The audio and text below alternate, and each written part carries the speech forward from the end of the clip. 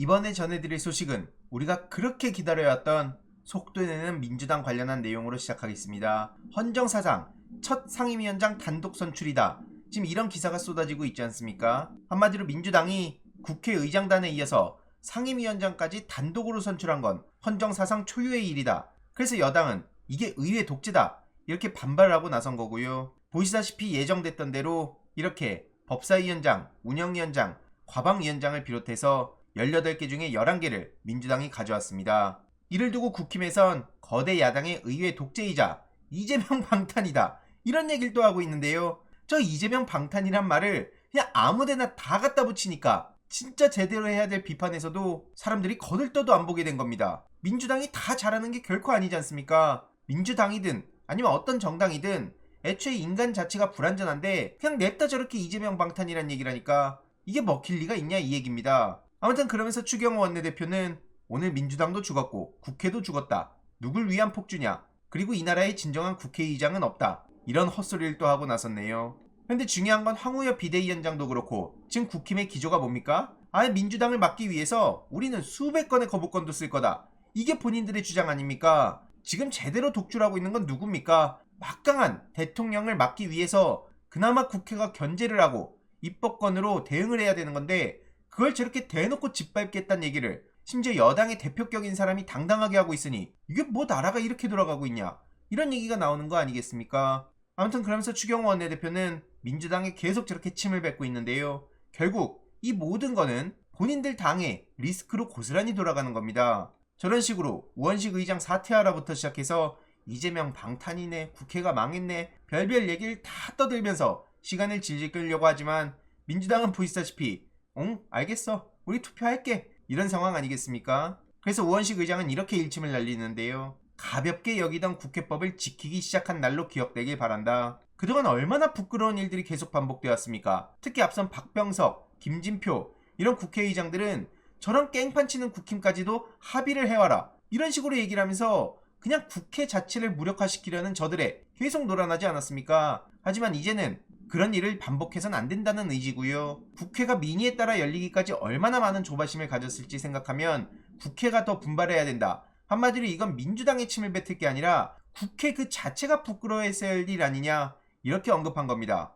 그리고 앞서 말씀드렸듯이 18개 중에 11개만 지금 선출이 된 거기 때문에 나머지 7개에 대해서도 빠르게 선출해야 된다. 여기에도 마찬가지로 주목해서 볼 필요가 있습니다. 아무튼 속도내는 민주당은 오늘 법사위 전체회의도 소집한다고 정청래 최고위원이 방금 글도 올렸는데요. 최혜병 특검이 무엇보다 지금 가장 민감하고 중요한 문제 아니겠습니까? 저들은 시간을 질질 끌면서 결국 통신 기록이 사라지게끔 만들려는 거 아니냐 이런 얘기도 나오고 있는데요. 7월 이전에 최혜병 특검이 다시 표결될 수 있도록 우리가 많은 관심과 힘을 쏟아야 될 때라고 봅니다. 그리고 지금 윤석열 대통령은 본인의 문제를 덮고 넘어가겠답시고 뜬금없이 석유 발표를 했다가 논란만 더 키우지 않았습니까? 실제로 리얼미터 결과를 보더라도 이건 효과 없었다 이렇게 보는 게 맞는데요. 특히 호주에 우드사이드가 나온 순간부터 액트지오가 무슨 말을 해도 전혀 거들떠도 볼 수 없게 된 상황인 거죠. 그렇게 세계 최고라고 막 띄워주더니 이제는 메이저와 어깨를 나란히 하는 데다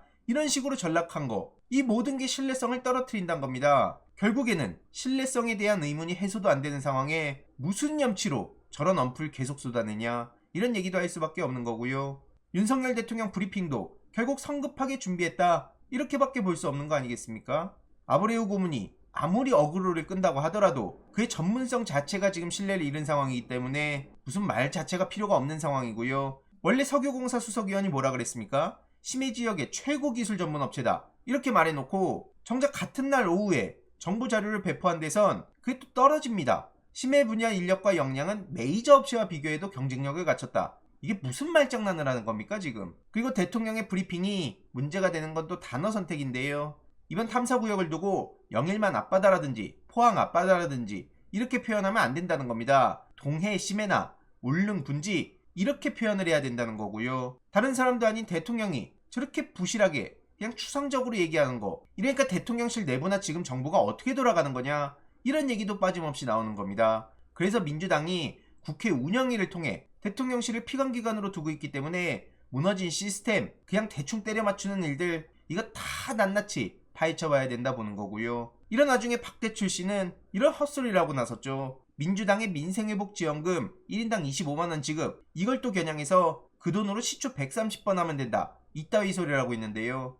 애초에 이재명 대표는 민생회복지원금도 본인들 뜻에 맞추겠다는 얘기를 했었습니다. 그런데 그런 건 안 보입니까? 그리고 시추 130번을 하면 제대로 된 경제성이 있는지 이거에 대해서 본인이 알기나 합니까? 그런 거는 그냥 다 못 본 척하고 저런 말장난만 하고 있으니까 전혀 책임도 지지 않는 무능하고 파렴치한 정부 여당이다, 이런 얘기나 듣는 겁니다.